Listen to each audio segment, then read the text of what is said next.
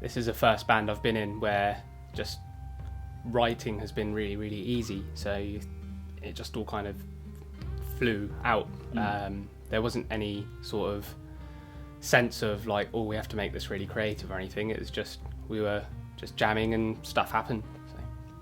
Never really saw it as a burden at all. It was definitely the most creative thing I've done to this point as a musician. I think there were times when, like in anything you do as a musician, where you have doubts and you think, is this going to be everything I want it to be? All these ideas that I've got, because as it developed, I started having more and more complex ideas and more ideas that were getting further and further away from anything we'd ever done before. And that's on the one hand exciting because you're trying something new, but on the other hand it is also like kind of, this has never been tested before. This is a completely new space to exist in. And so I think that the point at which I felt the most worry perhaps was actually after it was done. During the actual process of all the recording and that, it was just, I was so in it in the moment, and all the mixing and that, and it was amazing, to be honest with you. But then after it's done, you've spent so long with something, and I'm sure a lot of musicians can relate to this, is you kind of go, you have this stupid moment where you go, what if it's all shit? You know, and everybody that's done anything creatively has that moment. So I'd say that the hardest part of the process was immediately after we'd finished the mixing of it. So. Well, Bones and I had a few ideas before Raj joined the band, and we worked on that quite a lot. It must have been about 6 months before he joined, and then when he did join, it was kind of like a catalyst, and it all just kind of came together at once, and we'd written everything within about another 6 months, I think. I think it was from the moment I joined the band. I've got a completely different playing style to Westy, and I think it allowed Bones and Phil to be a little bit more free with what it is they wanted to achieve. Some of these songs stretch back a long way. Legend of the Five Sons nearly ended up on These Paths We Tread. That is a song that's been around since 2015.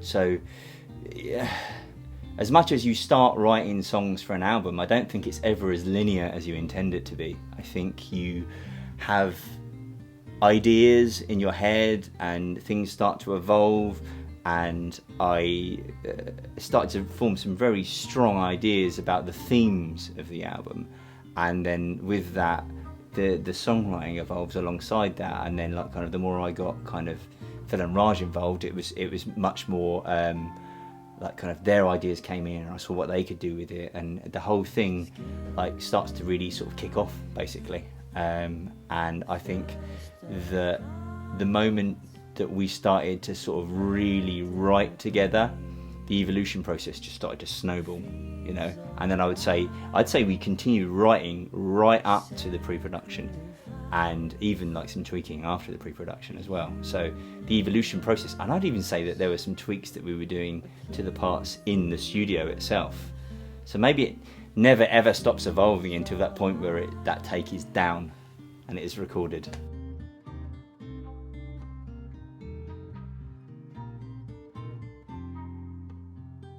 All the songs were pretty much written well before we actually decided to like get into the studio, and then when we recorded pre-production, I mixed it all and everything, and I think it gave Ian a really good idea of the sort of sound we were going for, and just made the whole process a lot easier.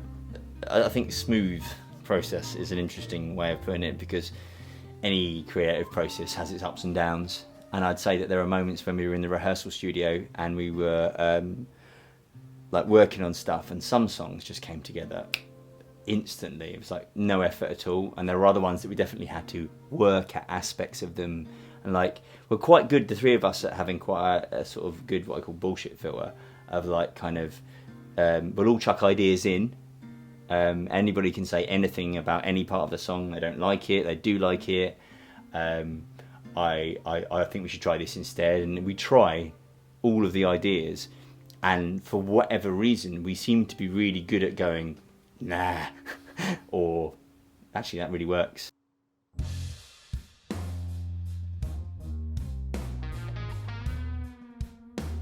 Well, because we were really focusing on our creativity, I think we just let ourselves go, and that's where it led.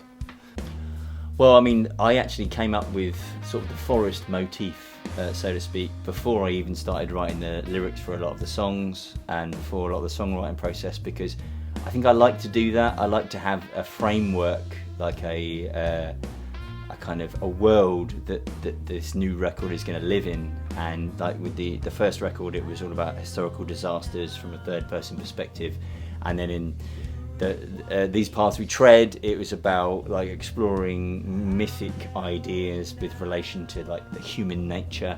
And in this one, I had this idea of like making the songs a lot more about personal experiences that I directly experienced. But obviously I'm not just going to literally sing about things I've experienced, because it's a bit weird and that's not the kind of band we are. But I used archetypes within the sort of the idea of the sort of more pagan sort of forest motif, that kind of thing, and then use that as a vehicle for writing songs about things that had happened to me.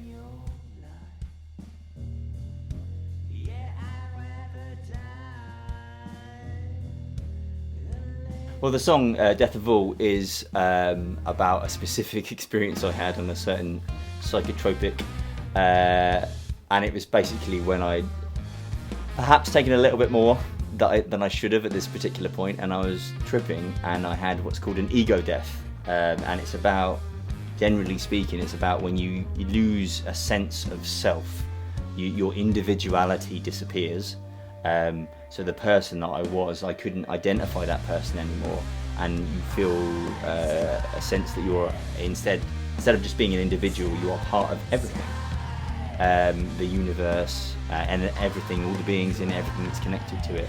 And so although the song sounds like, you know, death of all, it's actually talking about the death of ego and the death of self, and it's more an exploration of when that does disappear, all the connections that come after it. So it's actually, although it sounds quite aggressive and all that, it's actually quite a sort of a spiritual song in a way. Like, obviously it's Bones that sings it. He the place where the lyrics come from is losing your sense of self, right? So death of all, while sounds quite sinister, it more means that you're completely detached from everything around you. So you lose your sense of I.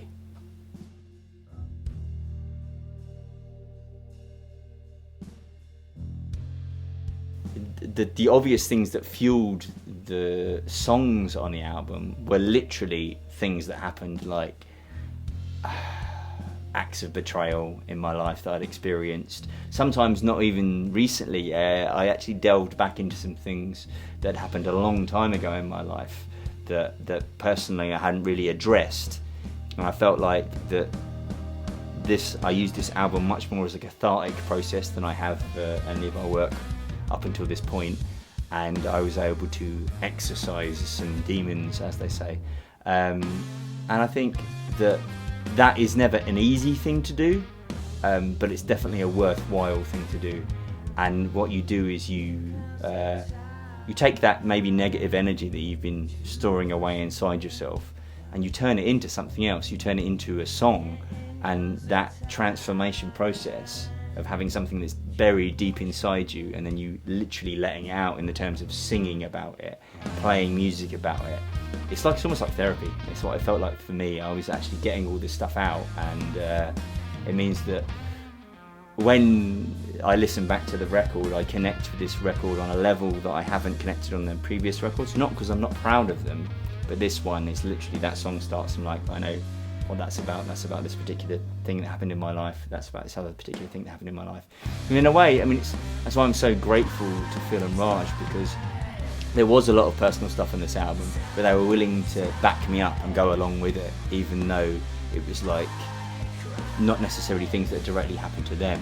It was things that directly happened to me. And I guess that's why it's hard sometimes then when you, as you always do when you're in a band, when you get criticism, like whether it be press or whatever, that sometimes judge things on a surface level and never really think that artistically maybe that person was trying to express something, and people can be pretty harsh in the press about things sometimes.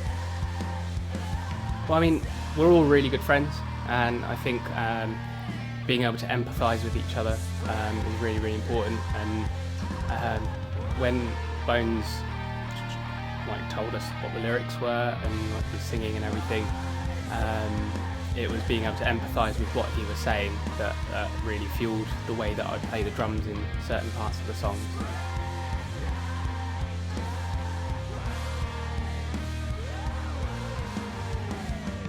There was definitely a change from the last album. We've upgraded a little bit. I now have an even bigger orange amp to go with all of our other orange amps that we have, and I think our sound is always evolving a little bit. I think the way we recorded it as well, I think Ian was very good at wanting to know how we sounded live and then trying to capture that, whereas I think on the previous album our sound, it was a bit difficult. Like at first we tried to record it, and then the last producer that we worked with, he decided to try and reproduce the big sound that we have live by layering lots of guitars over one another, and so the actual individual sounds of those guitars were less important. It was like about this whole wall of noise he was making, whereas Ian was like, no, I want to use as little tricks as possible, and there's something very real about the guitar sounds on the new album, but as a result of that you can't really hide. And so if you make mistakes, and he would always pick you up on mistakes and he was never about fixing it in the mix. He was like, no, you got to get it right now. And so as a result, there is a live, raw feel to this album that isn't on the previous album. The other album sounds much more produced than this one does. And I think that's not only a result of slightly new amps, but also the producer. His attitude was different. So on the drums, we used pretty standard microphones that you'd expect, like an Audix D6 on the kick, but there were a few weird ones, a few condenser microphones, and then Ian did this really interesting thing where he put a microphone in the hallway as well. But yeah, there was a lot of stuff going on in the recording, which I won't bore you with.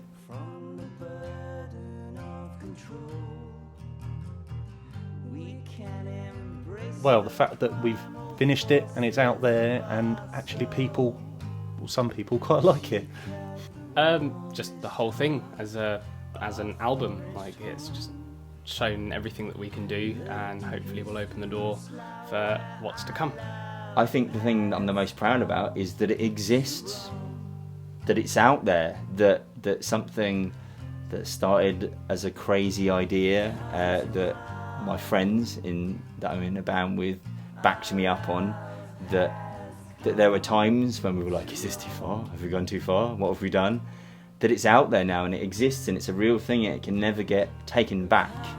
It's now all these ideas that were crazy ideas, everything from recording the forest sounds to getting flute on it, to getting backing singers, to the forest motifs, to the artwork, even changing the artist that we used. The previous two records had used Dominic Sohor, amazing artist, but since getting Raj in the band, it felt like we were a new band now, and having to work with a new producer and then get a new artist, it all just made sense in a way. And so all those decisions we made for them to actually now, it worked.